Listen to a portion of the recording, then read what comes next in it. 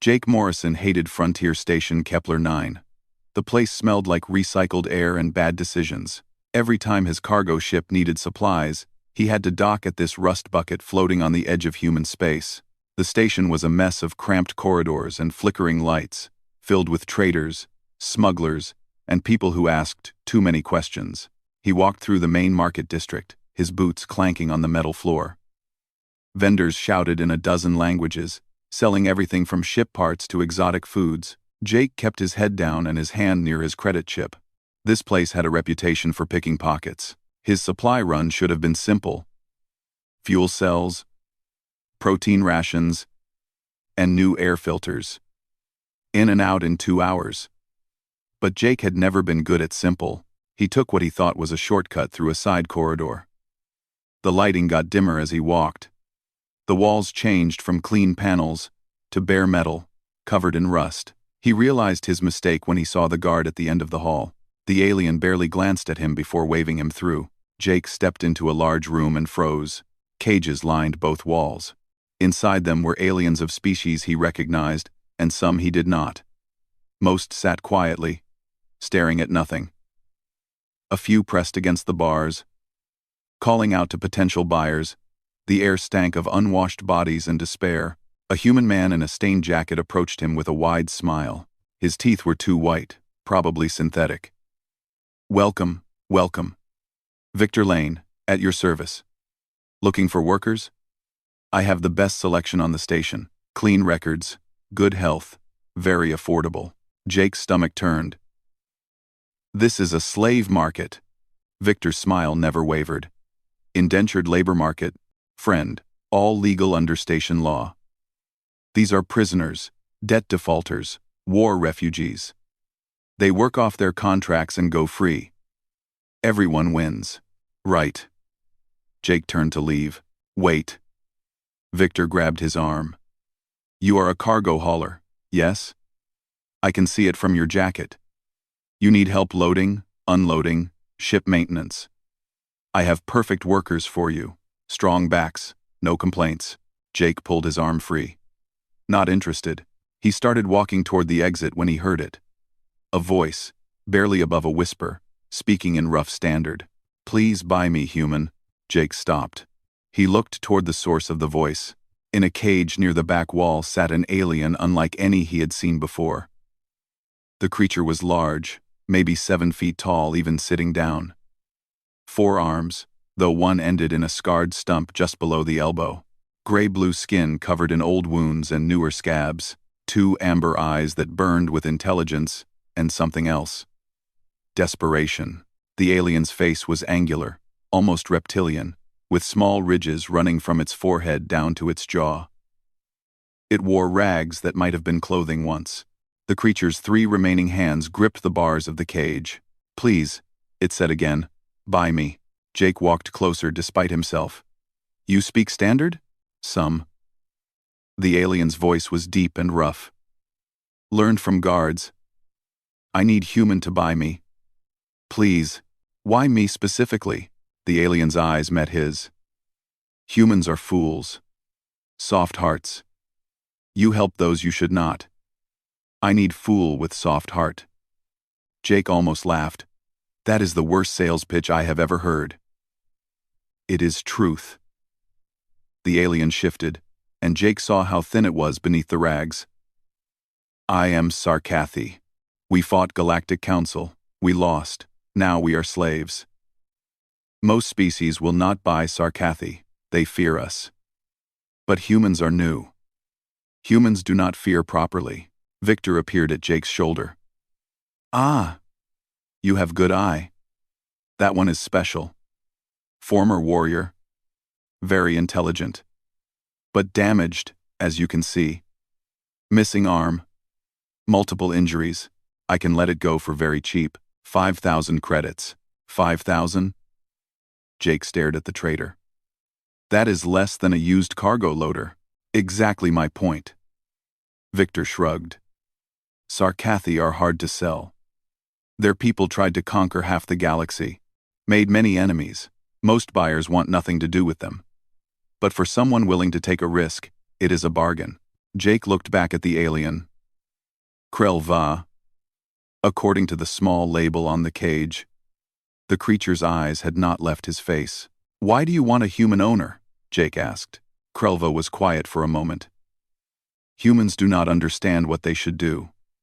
This makes them dangerous. Also makes them free. I want to be near freedom again. Even if not mine. Something in those words hit Jake harder than he expected. He had left the military 5 years ago because he was tired of following orders that made no sense. Tired of watching people die for politics. He became a cargo hauler because he wanted freedom. He wanted to make his own choices. Here was a warrior who had lost everything asking for the same thing. Jake pulled out his credit chip. I must be crazy. Victor's smile grew wider. Excellent choice, friend. I will prepare the contract. It is standard indentured labor. 20-year term. 20 years? Jake stopped. That is insane. That is the market rate for Sarkathi. They are high risk. Victor pulled out a datapad. Of course, you can always negotiate with the creature to work off the debt faster. That is between employer and employee. Jake looked at Krell-Va again. 20 years as property. The alien showed no reaction, as if it expected nothing better. Make it 5 years, Jake said. And add a clause that allows early termination if both parties agree. Victor hesitated. That is very unusual. Those are my terms. Jake crossed his arms. Or I walk. The trader's smile became forced. You drive hard bargain. Fine. 5 years, with termination clause. He tapped on his datapad. Press here. Jake signed the contract before he could think too hard about what he was doing. 5,000 credits transferred from his account. He had been saving that for new engine parts. Victor unlocked the cage. Krell-Va stood slowly, unfolding to its full height. Jake had to tilt his head back to look at the alien's face. The creature was enormous. All lean muscle and old scars. Congratulations on your purchase, Victor said. One warning, friend. Sarkathi are warriors. They live for battle. Some say they go mad without it. Watch yourself. Noted. Jake gestured toward the exit. Come on. Let us get out of here. Krell-Va followed him without a word. The alien moved quietly despite its size, each step careful. Jake led them through the station corridors, back toward the docking bays. People stared as they passed. A human and a Sarkathi together was clearly unusual. Jake's ship, the Wanderer, sat in docking bay 7. It was a small cargo vessel, old but reliable. He had bought it with his military discharge bonus, and spent 5 years making it home. This is it, Jake said, opening the airlock. Not much, but it flies. Krell-Va stepped inside and looked around the cargo hold. The alien's expression was unreadable. Jake sealed the airlock behind them. So, I should probably tell you that I have no idea what I am doing. I have never owned another person before. Do not really believe in it, actually. Then why buy me? Krell-Va asked. Jake thought about that. Because you asked. And because nobody should have to beg for a chance at freedom. Krell-Va was quiet for a long moment. Then the alien's legs buckled. The huge warrior collapsed to the floor like a falling tree. Jake rushed over. Hey, are you okay? Up close, he could see the extent of Krell-Va's injuries. The scars were worse than he thought. The stump of the missing arm showed signs of infection. The alien's breathing was shallow. I am sorry, Krell-Va whispered. I had to stand. Had to show strength. Could not show weakness to Victor Lane. Or he would not sell me. But I am not well. Grell. Jake helped the alien lean against a cargo crate. Right. Okay. I was a medic in the military. Let me get my kit. As he ran toward the ship's small medical bay, Jake wondered what exactly he had gotten himself into. He had come to the station for air filters. Now he had a dying alien warrior in his cargo hold and 5,000 fewer credits. Kate Sullivan was going to kill him when she found out. Jake returned with his medical kit and a portable scanner. Krell-Va had not moved from where he collapsed. The alien's breathing was rough, like air scraping through damaged lungs. "Let me see that arm," Jake said, kneeling beside the warrior. Krelva extended the stump. The wound was old, maybe months healed, but infection had set in. Green fluid oozed from cracks in the scarred tissue. Jake scanned it with his medical device. "This is bad. The infection is deep. Why did nobody treat this? Slaves do not get medical care unless owner pays for it." Krelva's voice was weak. Victor Lane did not pay. He said damaged goods should be grateful to be fed. Jake felt anger rise in his chest. He pushed it down and focused on the work. He had treated plenty of alien wounds during his military service. The basic principles were the same: clean the wound, kill the infection, promote healing. He worked for an hour. Krelva made no sound, even when Jake had to cut away dead tissue. The alien's pain tolerance was incredible. "There," Jake said finally. "I used broad-spectrum antibiotics. Should work on most species. The scanner says you also have 3 broken ribs and severe malnutrition. I will heal. Sarkathi are strong. Strong does not mean invincible." Jake stood and stretched his back. "When did you last eat a real meal?" Krelva thought about it. "Many days. They fed us scraps. Enough to live, not enough to be strong." Jake went to his small kitchen and heated 2 ration packs. They were not fancy, just protein and vegetables in sauce, but they were filling. He brought both to Krelva. The alien stared at the food. "Both for me? I already ate earlier. Go ahead." Krelva took 1 pack with a 3-fingered hand and ate slowly. Jake noticed the warrior's hands trembled slightly. Whether from weakness or emotion, he could not tell. "You were a commander," Jake said. "Victor mentioned that." "Yes. I led 300 warriors. We held the southern front for 2 years against Council forces." Krelva paused between bites. "We were winning until they brought the human mercenaries." Jake raised an eyebrow. "Humans fought for the Council?" "Some did. Humans fight for whoever pays them. Your people have no honor code about such things." Krelva's tone was not accusatory. Just stating facts. The human mercenaries used tactics we did not understand. They did not fight with honor. They used tricks, deception, things that made no sense. But they worked. Yes, they worked very well. My line broke. My warriors scattered. I tried to hold position with my personal guard. A human threw an explosive that should not have reached us. It did anyway. Killed my guards, took my arm, left me alive. Krelva looked at the stump. "I wish it had killed me too." Jake was quiet for a moment. "I'm sorry that happened to you." "Do not be sorry. It was war. We chose to fight. We lost." Krelva finished the first ration pack and started the second. "Sarkathi culture is built on combat. We believe strength determines worth. When we lost our worth. That is why most species will not hire us. We are proof that strength alone means nothing. I do not believe that. You are human. You do not have to believe it. You were not raised to worship the warrior path." Krelva's amber eyes studied Jake. "Why did you leave your military?" The question caught Jake off guard. "How did you know I was military?" "The way you move. The way you treated my wounds without hesitation. The way you command your space." Krelva gestured with one hand.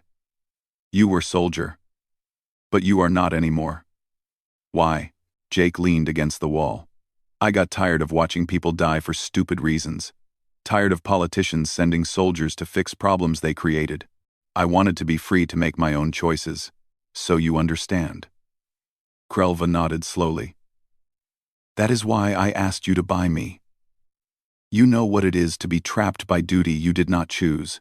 "Yeah, I guess I do." They sat in silence for a while. The Wanderer's engines hummed softly. The only sound in the cargo hold. Jake's communicator beeped.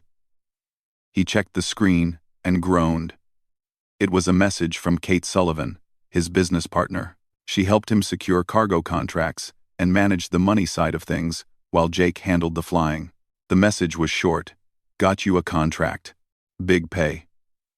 Delivery to New Boston Colony. 3 days transit. Call me. Jake tapped the reply. Can it wait? Had a situation come up? Can it wait? Can it wait? Kate's response came back immediately. What kind of situation? You better not have gotten arrested again. That was one time, and the charges were dropped. Jake, what did you do? He sighed. I may have bought an indentured worker. There was a long pause. Then Kate's voice came through, live audio instead of text. You did what? It is complicated. It better be. We barely make enough to keep the ship running. Now you are spending money on workers we do not need? Kate sounded more worried than angry. Please tell me this makes sense somehow. Jake looked at Krelva, who was watching him with interest. I do not know if it makes sense, but it was the right thing to do. Kate was quiet for a moment. The Sarkathi, right? I heard rumors about them being sold on the frontier stations. Everyone says they are dangerous. So far, he has been nothing but honest with me. That is what worries me. Jake, these are trained killers. Their entire species lives for war. What happens when he realizes he could just take your ship? Krelva spoke up, loud enough for the communicator to pick up. I will not take his ship. I gave my word I would work. See? Jake said. He gave his word. Great. A warrior's promise. That makes me feel so much better. Kate sighed. Fine. But you are explaining this to me in person. Take the New Boston contract. 3 days gives you time to figure out what you are doing with your new friend. And Jake, be careful. Always am. That is a lie and we both know it. The communication ended. Jake put the device away and found Krelva watching him. Your partner does not trust me. She does not know you. Neither do I, really. But I figure we have 5 years to work that out. 5 years. Krelva's expression was unreadable. That is not normal contract length for Sarkathi. I know. Victor wanted 20 years. That felt wrong. Why? Jake thought about it. Because nobody should be owned for 20 years. 5 is still too long, but it is what I could negotiate. You do not think like other species. Krelva shifted position carefully, favoring his broken ribs. Most would see me as property. Asset to be used until broken, then replaced. You see me as person who happens to owe you money. That is what you are, is it not? Yes.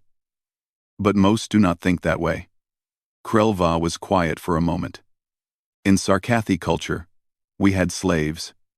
Conquered people who served us. I was taught this was natural. Strong rule the weak. Now I am the weak. Now I am the slave. It makes me see things differently. I bet it does. You could have walked away. I am nothing to you. A stranger from a defeated species. Why risk your credits? Why risk your partner's anger? Jake met the alien's eyes. Because you asked. And because I remember what it felt like to be trapped. When I was in the military, there were days I would have given anything for someone to help me break free. Nobody did. I had to wait until my contract ended. So when you asked for help, I could not just walk away. Krelva bowed his head slightly. That is honor of a different kind. Not warrior honor. Something else. I do not have words for it in standard. Maybe you will find the words eventually. Jake stood and offered his hand. Come on, let me show you where you can sleep.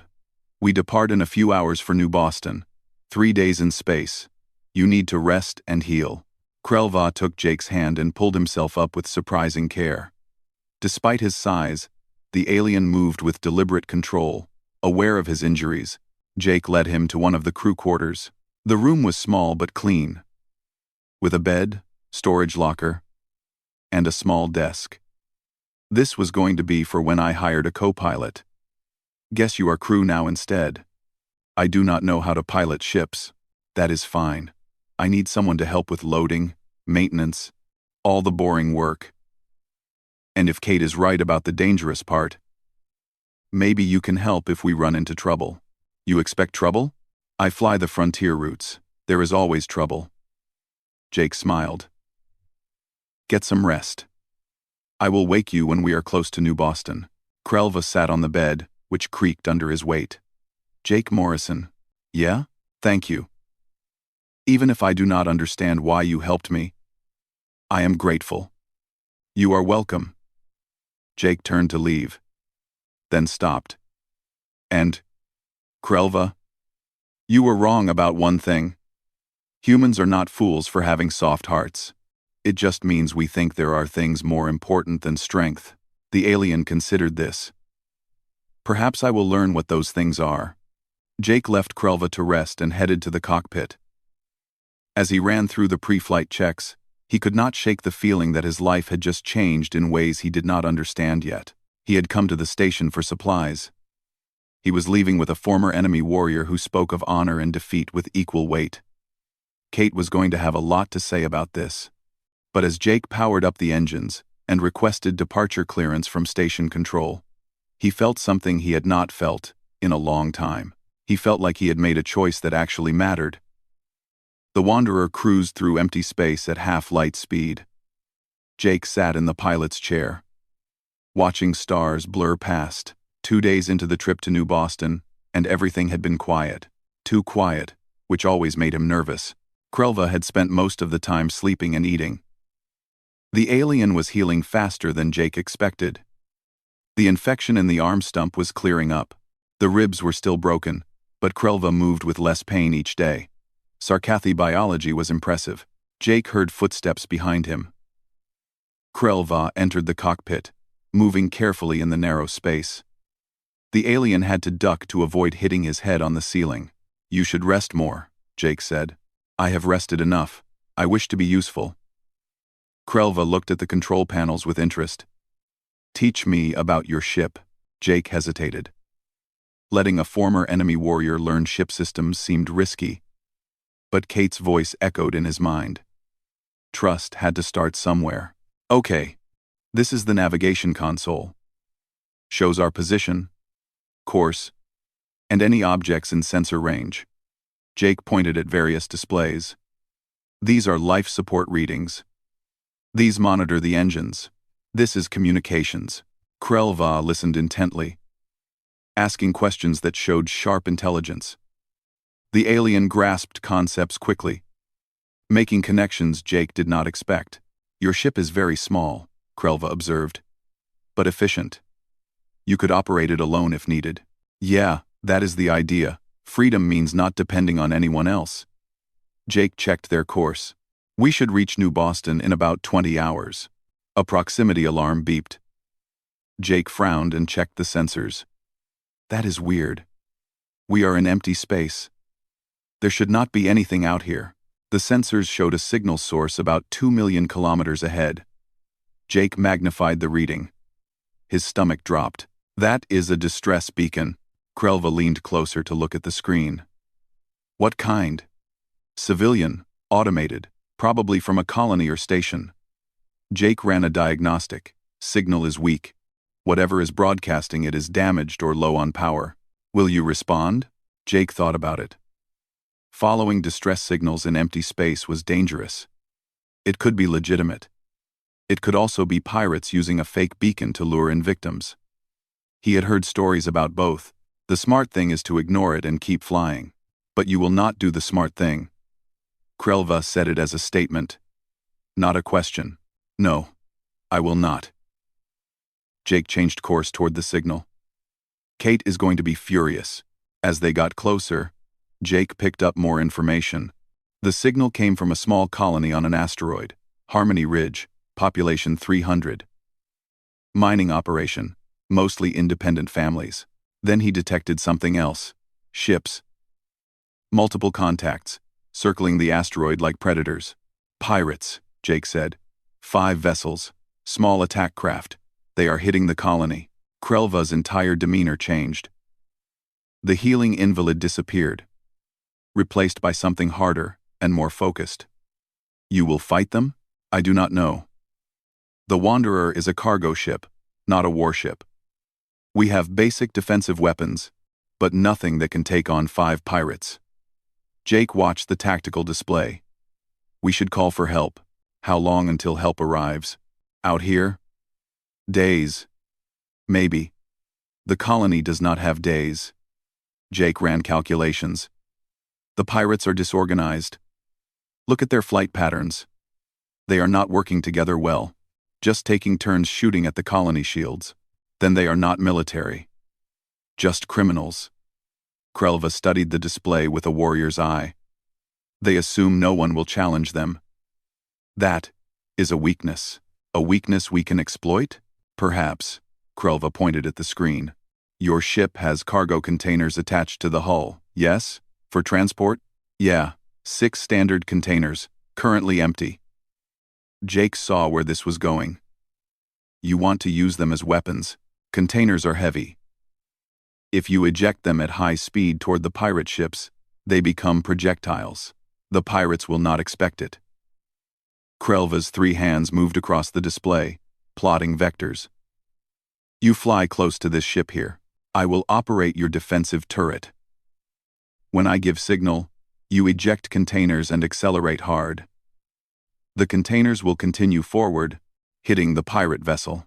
That is crazy. Yes, it is also unexpected. You said humans use unexpected tactics. Let us be unexpected. Jake looked at the colony on his screen. 300 people down there. Under attack. He thought about the people who might be huddling in shelters right now. Hoping someone would help. Okay, let us try it. He activated the ship's intercom. This is cargo vessel Wanderer, to Harmony Ridge Colony. We are approaching your position. Hold on, a desperate voice came back. Wanderer? This is Colony Administrator Alex Grant. Thank God someone heard us. The pirates have been hitting us for an hour. Our shields are at 30%. We have wounded. We are coming. It might get rough. Anything is better than waiting to die. Jake killed the intercom and looked at Krelva. You ready? I was born ready. It is what my people do. The alien moved toward the access ladder. I will be at the turret. When I call, you eject and accelerate. Try not to get us killed. I will do my best. Krelva disappeared down the ladder. Jake heard the turret chamber seal as the alien entered the gun position. The defensive turret was designed for one person, meant to shoot at missiles or small debris. Krelva would be cramped in there, but the alien had not complained. Jake pushed the engines to full power. The Wanderer shot forward, acceleration pushing him back in his seat. The pirate ships noticed him immediately. Unknown cargo vessel, change course now, or you will be fired upon, came a harsh voice over the comm. Jake did not answer. He aimed straight for the nearest pirate ship, a small attack craft with mismatched weapons bolted to its hull. The pirates fired. Plasma bolts streaked past the Wanderer. Jake jinked left, then right. Using evasive patterns he learned in the military. More shots missed. One hit the rear shields, making the whole ship shudder. They are trying to disable us, Jake said over the internal comm. Probably want to board and steal the ship. Let them try. Krelva's voice was calm. 30 seconds until firing range. Jake watched the distance counter tick down. The pirate ship grew larger on the screen. He could see its weapons charging for another shot. 20 seconds. Another plasma bolt hit them. The shields dropped to 60%. 10 seconds. Jake's hands were steady on the controls despite his racing heart. This was insane. This was completely insane. Now, Krelva said. Jake hit the cargo release. All 6 containers ejected from the Wanderer's hull, shooting forward at high velocity. At the same time, he slammed the acceleration to maximum and pulled hard to starboard. The sudden change in mass and direction made the ship spin. Jake fought the controls, his years of experience keeping them from tumbling. Behind them, the cargo containers continued on their previous trajectory, directly toward the pirate ship. The pirate tried to evade. Too late. 3 containers smashed into the attack craft's hull. Metal shrieked. The pirate ship broke apart in a shower of debris and venting atmosphere. 1 down, Krelva said. 4 remaining. The other pirates scattered, suddenly realizing they faced someone willing to fight back. Jake brought the Wanderer around for another pass. "We are out of cargo containers," he said. "Then we use the turret. Get me close to that one." Krelva marked a target on the tactical display. Jake dove toward the marked pirate. This one was faster, more professional. It returned fire with precision. The shields took multiple hits. Warning alarms blared. "Shields at 40%. Jake called out. "Closer. I need to be closer." Jake gritted his teeth and flew straight at the pirate. Every instinct screamed at him to pull away. He ignored them. The defensive turret opened fire. Small caliber rounds designed for point defense. But Krelva fired with incredible precision. The shots walked up the pirate's hull, finding weak points, chewing through armor. The pirate's engines exploded. The ship went dead. Drifting. 2 down. 3 remain, Krelva reported. "Yeah, but they are getting smart." Jake watched the remaining pirates form up. They were going to attack together, overwhelming his shields with concentrated fire. Then something unexpected happened. The colony's defenses came online. A mining laser, probably meant for cutting asteroids, swung toward the pirates. It fired. The beam caught one pirate ship dead center, cutting it in half. "Colony Administrator Grant here," came the voice over the comm. "We needed time to power up our main laser. You gave us that time. Let us return the favor." The remaining 2 pirates broke formation and ran. Their engines flared bright as they jumped to faster than light speed, disappearing. Jake let out a breath he did not know he was holding. "I cannot believe that worked." Krelva emerged from the turret chamber. The alien moved slowly, favoring his injured side.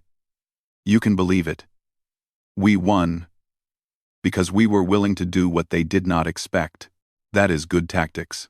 The colony's voice came back. "Wanderer, our shields are back to full power. The pirates are gone. You saved us. Please, dock with us. Let us thank you properly." Jake set course for the asteroid. "Copy that, Harmony Ridge. We are coming in." As he guided the ship toward the docking port, Jake looked at Krelva. The alien stood at the back of the cockpit, watching the colony grow larger in the window. There was something in Krelva's expression Jake had not seen before. Pride. Purpose. The look of a warrior who had found a reason to fight again. "You did good back there," Jake said. "So did you. We worked well together." Krelva paused. "I have not fought beside someone I trusted in a long time. It felt good." "Yeah, it did." The Wanderer docked with a gentle thump. Through the window, Jake could see colonists gathering in the docking bay. They looked rough, covered in dust and blood. But they were alive. He had come out here to ignore a distress call and mind his own business. Instead, he fought pirates with a former enemy, using cargo containers as missiles. Kate was definitely going to kill him.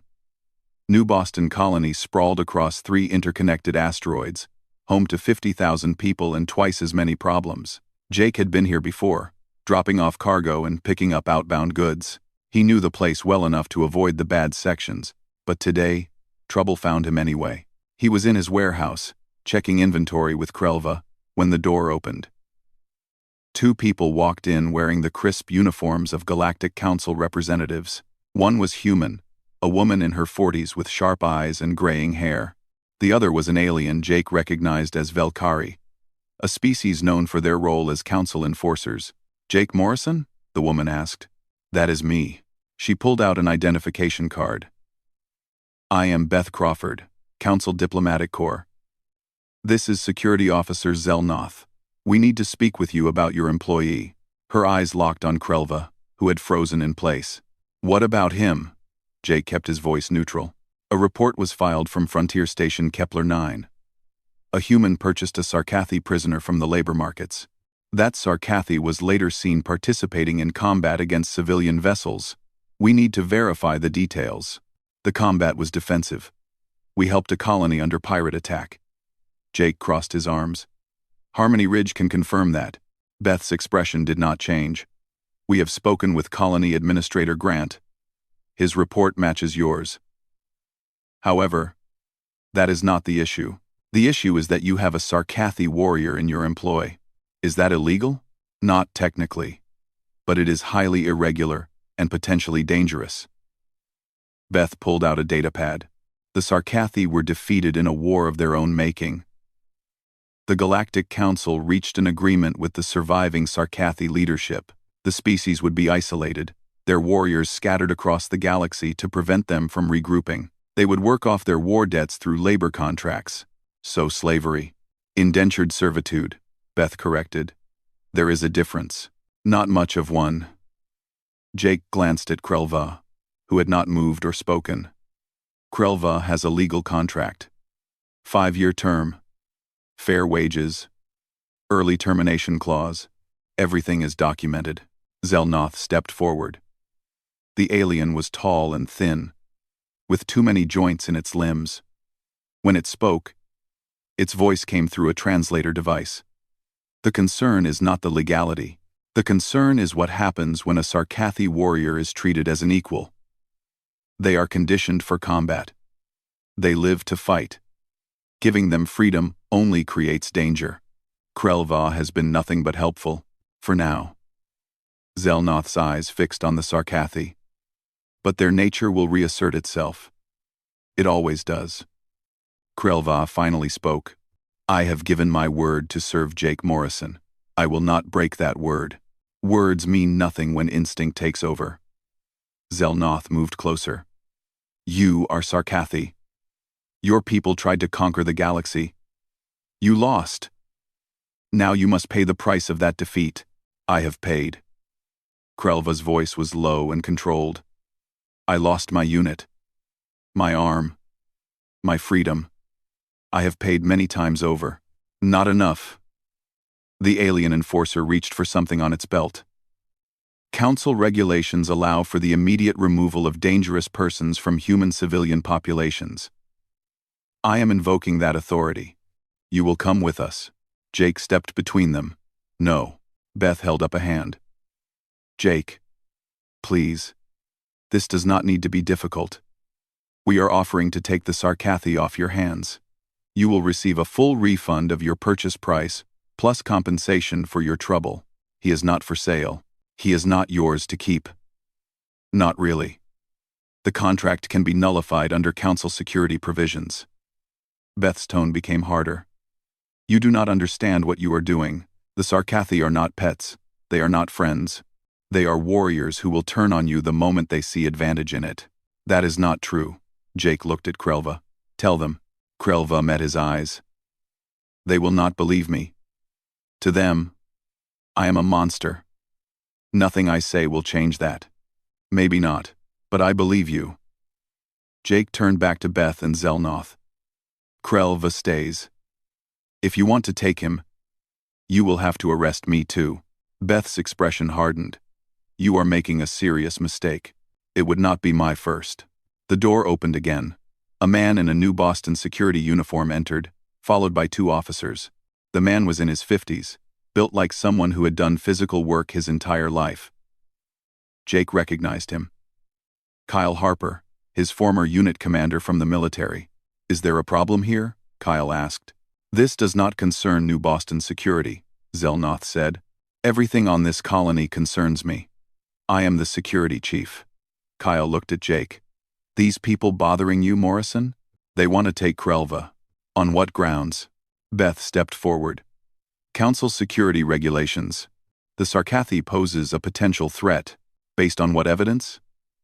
Kyle pulled out his own datapad. I have the report from Harmony Ridge. The Sarkathi help defend civilians against pirates. That does not sound like a threat to me. You do not understand the larger context, Beth said. Then explain it to me. Beth took a breath. The Sarkathi War ended 15 years ago. Over 3 million beings died.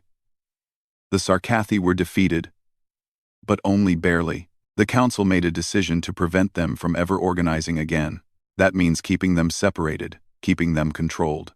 If humans start employing Sarkathi as equals, treating them as partners, that control breaks down. So this is about politics, Kyle said. This is about preventing another war. By keeping an entire species as permanent prisoners?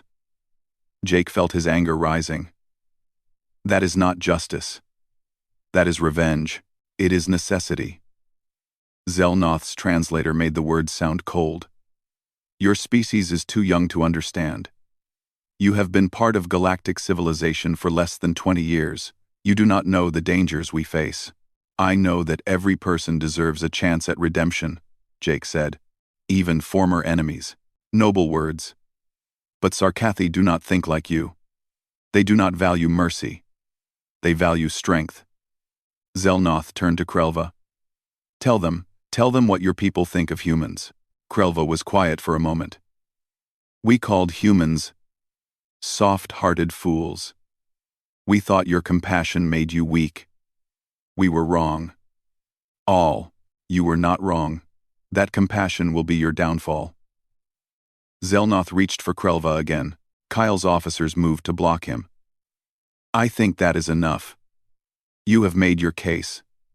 Jake Morrison has made his. Under New Boston law, Krelva has legal right to remain as an indentured worker. If you want to challenge that, you can file an appeal through proper channels. You are interfering with council business, Zelnoth said. And you are interfering with colony business. I think we have reached an impasse. Kyle gestured toward the door. I am going to have to ask you to leave. Beth looked at Jake for a long moment. You are making a mistake. And when it goes wrong, do not say we did not warn you. Noted, Jake said. Beth and Zelnoth left, though Zelnoth cast one last look at Krelva. The look promised this was not over. When they were gone, Kyle turned to Jake. You know they will be back, right? Council does not give up easy. Yeah, I know. But what was I supposed to do? Just hand Krelva over? That would have been the safe choice. Kyle looked at the Sarkathi. I do. Why? Jake thought about it. Because he had every chance to take my ship, hurt me, run away. He has not.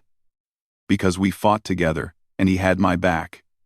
Because everyone deserves a second chance. Kyle shook his head. You always were too idealistic for the military. That is why you left.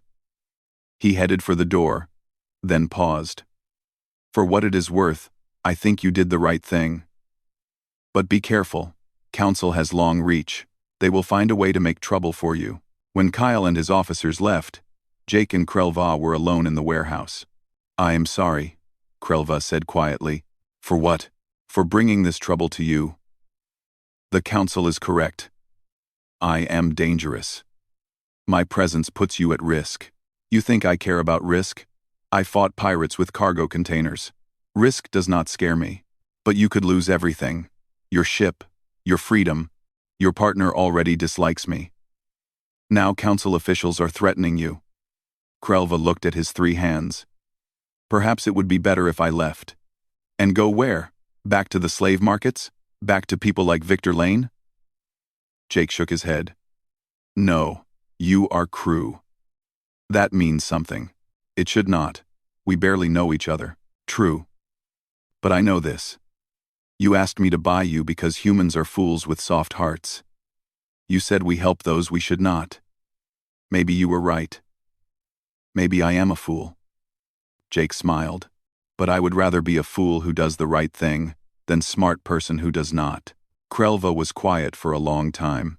When he spoke, his voice was rough with emotion. In Sarkathi culture, we have a word. Kreshtal. It means someone who stands beside you even when standing is dangerous. It is the highest honor a warrior can give. What are you saying? I am saying you are my Kreshtal, Jake Morrison. And I will not forget that. Jake felt something shift between them. This was more than employer and employee now. This was something closer to friendship, built on trust and shared danger. Come on, Jake said. We have cargo to load. Kate will be here tomorrow to check on the contracts. I need to figure out how to explain this to her. Will she be angry? Probably, but she will understand eventually. She always does. As they returned to work, Jake could not shake the feeling that Beth Crawford was right about one thing. This was not over. The council would come back. They would try again to take Krelva, but Jake had made his choice. He would stand his ground, even if it cost him everything. Sometimes being a soft-hearted fool was exactly what the galaxy needed. 3 months after the confrontation with the Council, Jake stood in the cargo bay of the Wanderer, watching Krelva teach a group of newly freed Sarkathi how to operate loading equipment. The alien's patience surprised him.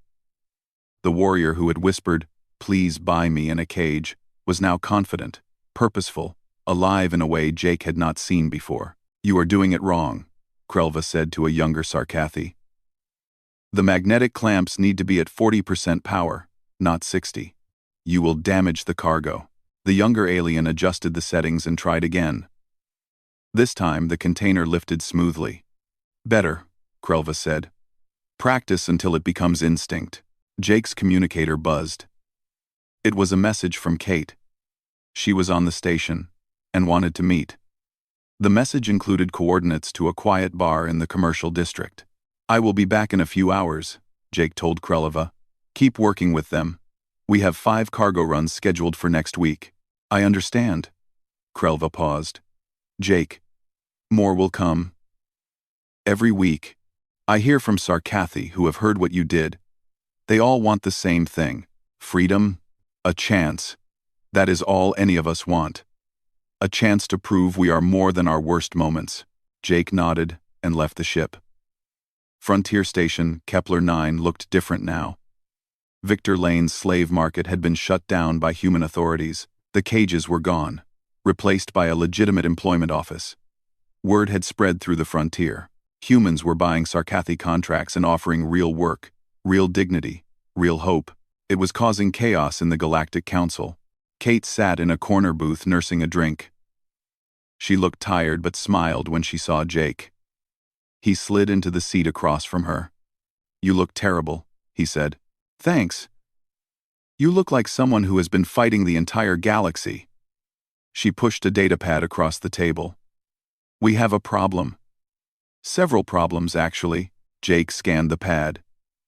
It showed messages from other cargo haulers, mining operations, construction companies, all humans, all asking the same thing: how do we hire Sarkathi workers? Where do we find them? What do we pay them? "This is good, right?" Jake asked. "It is complicated. The Council is furious. They claim humans are destabilizing the labor market. They say we do not understand the dangers of employing Sarkathi." Kate sipped her drink. "But there is something else, something they are not saying out loud." "What?" "Fear. The Council is afraid of what happens when Sarkathi stop being slaves and start being citizens.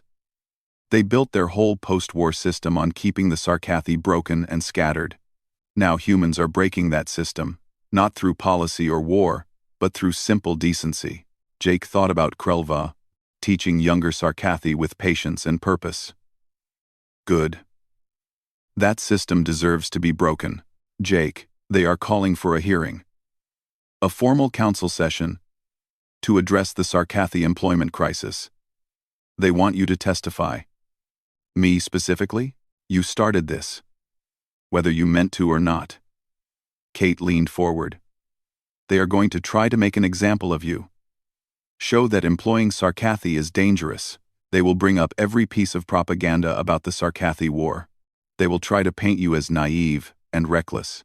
"I am naive and reckless. That is beside the point." Kate smiled despite herself. "What are you going to say to them?" "The truth. That Krelva is a good person who deserves a chance. That punishing an entire species forever for what they did is wrong." Jake paused.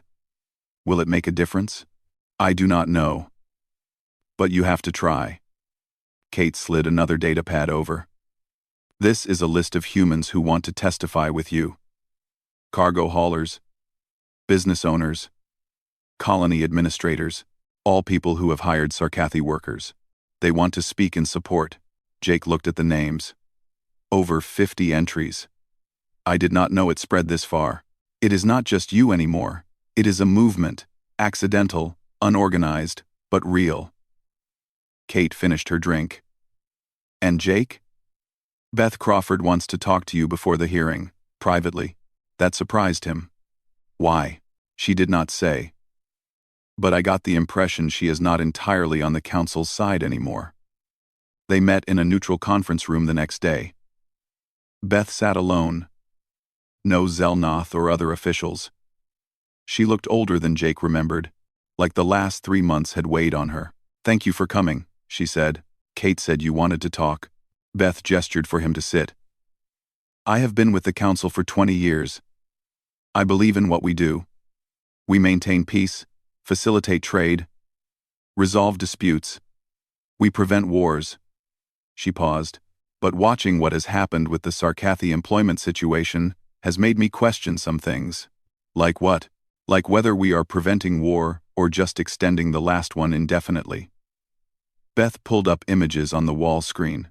They showed Sarkathi working in mines, on construction projects, in cargo bays, all alongside humans. "Every day I get reports. Sarkathi workers who are happy, productive, grateful. No incidents. No violence. Nothing the council warned would happen, because the warnings were wrong, or because you proved them wrong.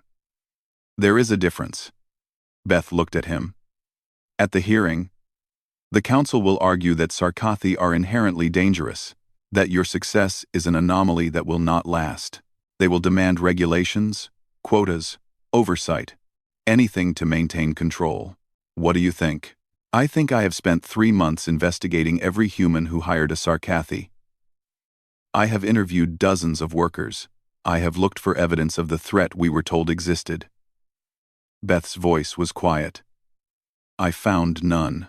What I found were people trying to rebuild their lives after losing everything. I found humans offering help without expecting anything in return. I found something the council does not talk about anymore." "What is that?" "Hope." Beth stood and walked to the window overlooking the station. "The council operates on fear. Fear of another war. Fear of disrupting the careful balance of power. We forgot that sometimes change is necessary. Sometimes the old ways are wrong. Are you saying you will support us at the hearing?" "I am saying I will tell the truth. What the council does with that truth is up to them." She turned back to him. "Jake, what you did was foolish. Buying Krelva should have been a disaster, but it was not. And now hundreds of Sarkathi have hope they did not have before. Thousands more are watching to see what happens next." "No pressure then." Beth almost smiled. "Just tell your story.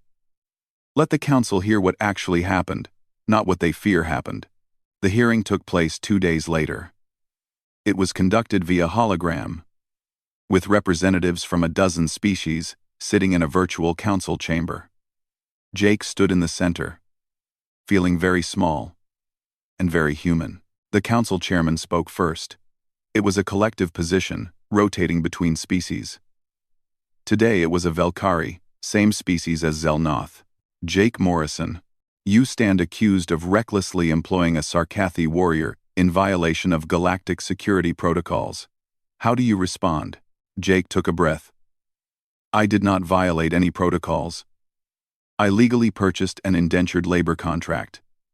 I have treated Krelva fairly, paid him wages, and provided safe working conditions.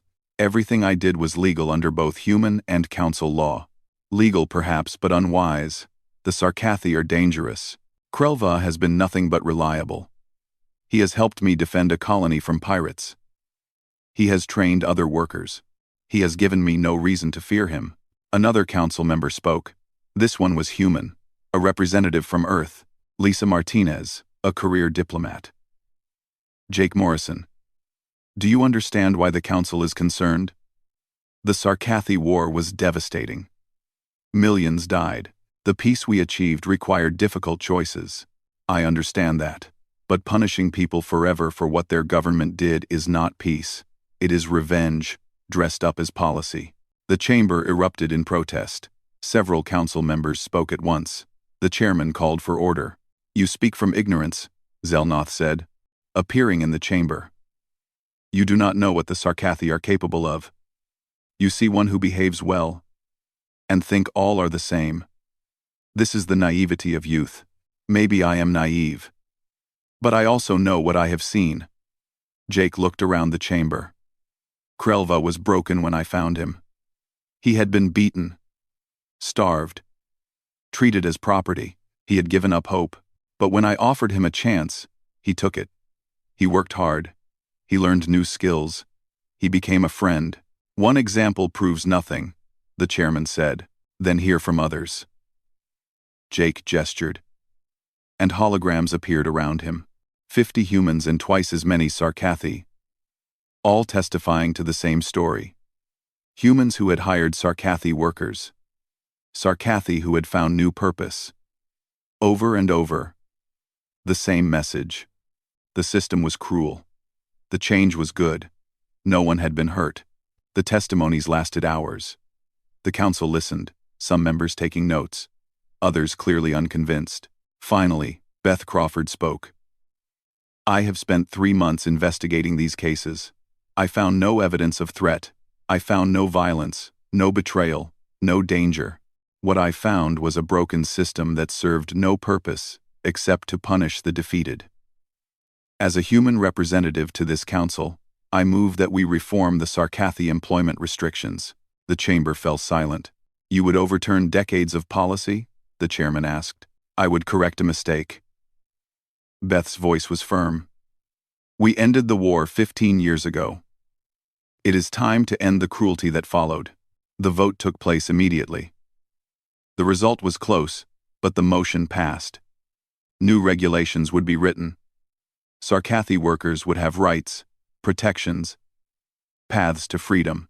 The slave markets would be shut down. The old system would end. Jake barely heard the details. He was thinking about Krelva, teaching younger Sarkathi in the cargo bay, about a warrior who had lost everything and found something new to believe in. 2 weeks later, Jake and Krelva stood in that same cargo bay, preparing for another run. The younger Sarkathi had moved on to other jobs, other ships. The Wanderer was just the two of them again. The council changed its mind, Krelva said. I did not think that was possible. Neither did I.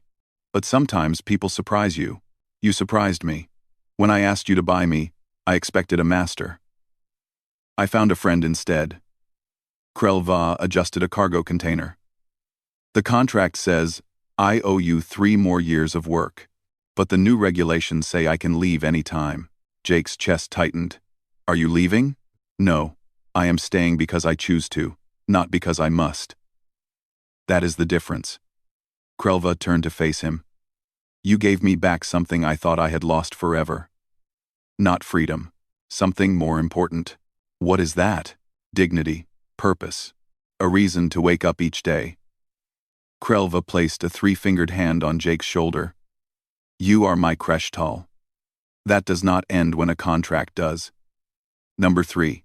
Jake smiled. So we are partners then. Not employer and employee. Partners.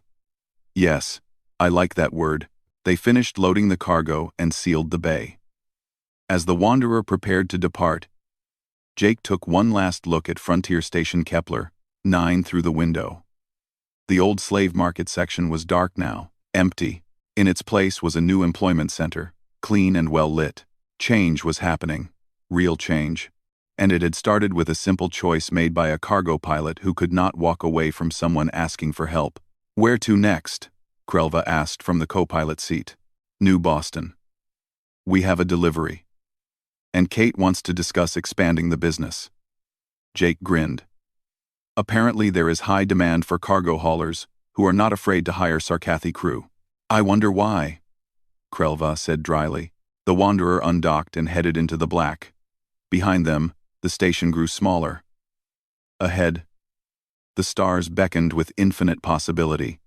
Jake, Krelva said after a while. Yeah? Thank you. For buying me. For seeing me as more than property. For changing everything. Jake thought about that first moment in the slave market. A desperate warrior whispering, please buy me. Human, through the bars of a cage. He thought about how far they had come from that moment, how much had changed. Thank you for asking, Jake said. And for trusting me when you had no reason to. They flew in comfortable silence for a while. 2 people from different worlds, partners in an unlikely venture. Somewhere behind them, the galaxy was changing. Somewhere ahead, more adventures waited, but for now, they had cargo to deliver and a friendship to cherish. And that was enough.